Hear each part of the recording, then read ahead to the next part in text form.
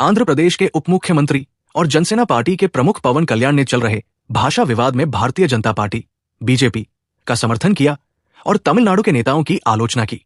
उन्होंने कहा कि ये नेता हिंदी का विरोध तो करते हैं, लेकिन आर्थिक लाभ के लिए अपनी फिल्मों को हिंदी में डब करवाने से नहीं हिचकिचाते।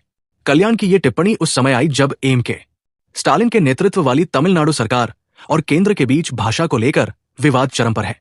द्रविड़ मुनेत्र कड़गम (डीएमके) ने नई राष्ट्रीय शिक्षा नीति (एनईपी) में प्रस्तावित 3 भाषा फॉर्मूले के जरिए हिंदी को थोपने का आरोप लगाया है। भारत को केवल 2 नहीं, कई भाषाओं की जरूरत।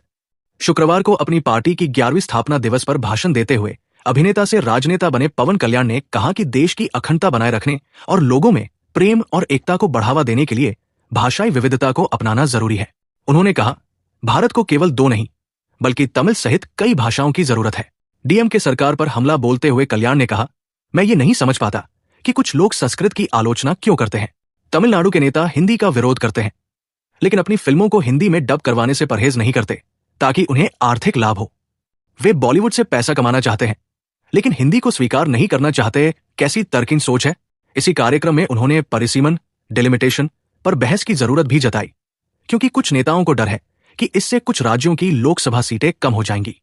साथ ही उन्होंने खुद को सनातन धर्म का समर्थक बताते हुए तमाम मुश्किलों के बावजूद अपनी पार्टी की सफलता पर जोर दिया। बीजेपी ने सराहा, प्रकाश राज ने निंदा की। बीजेपी ने कल्याण की टिप्पणी की सराहना की। पूर्व केंद्रीय मंत्री राजीव चंद्रशेखर ने सोशल मीडिया प्लेटफॉर्म एक्स पर लिखा, कोई भी वंशवादी नेता, जिसमें @मकस्टालिन के भ्रष्ट सहयोगी भी शामिल हैं, अवसरवादी राजनीति के कारण भारतीयों को विभाजित नहीं कर सकता और नहीं करना चाहिए। उन्होंने आगे कहा, ये इंडिया अलायंस की विभाजनकारी राजनीति केवल जनता का ध्यान महत्वपूर्ण मुद्दों से भटकाने के लिए की जा रही है। आखिर @अरिवलयम डीएमके ने पिछले 5 वर्षों में लोगों और उनके परिवारों के जीवन को सुधारने के लिए क्या किया? कुछ भी नहीं। बीजेपी प्रवक्ता रचना रेड्डी ने कहा कि पवन कल्याण ने स्पष्ट कर दिया है कि युवाओं के मानसिक विकास के लिए बहुभाषी शिक्षा जरूरी है। उन्होंने सवाल किया, तमिलनाडु को ये असुरक्षा क्यों है जो किसी अन्य राज्य में नहीं है?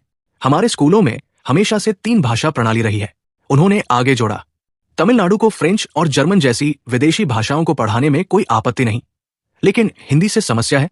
क्या वे खुद को अलग राज्य मानते हैं? हालांकि अभिनेता राजनेता प्रकाश राज ने कल्याण की टिप्पणी की आलोचना करते हुए कहा, हम पर हिंदी थोपो मत कहना किसी अन्य भाषा से नफरत करना नहीं है, बल्कि अपनी मातृभाषा, अपनी मां की रक्षा करना है।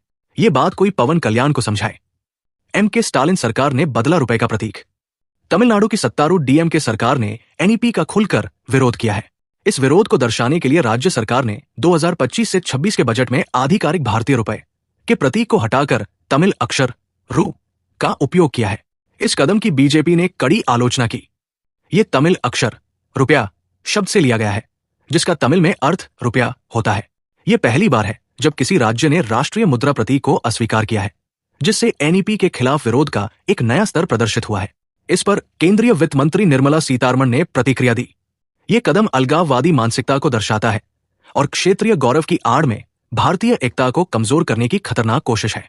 तमिलनाडु बीजेपी अध्यक्ष अन्नामलाई ने इसे स्टालिन की मूर्खतापूर्ण हरकत बताया। संसद में डीएमके बनाम केंद्र सरकार।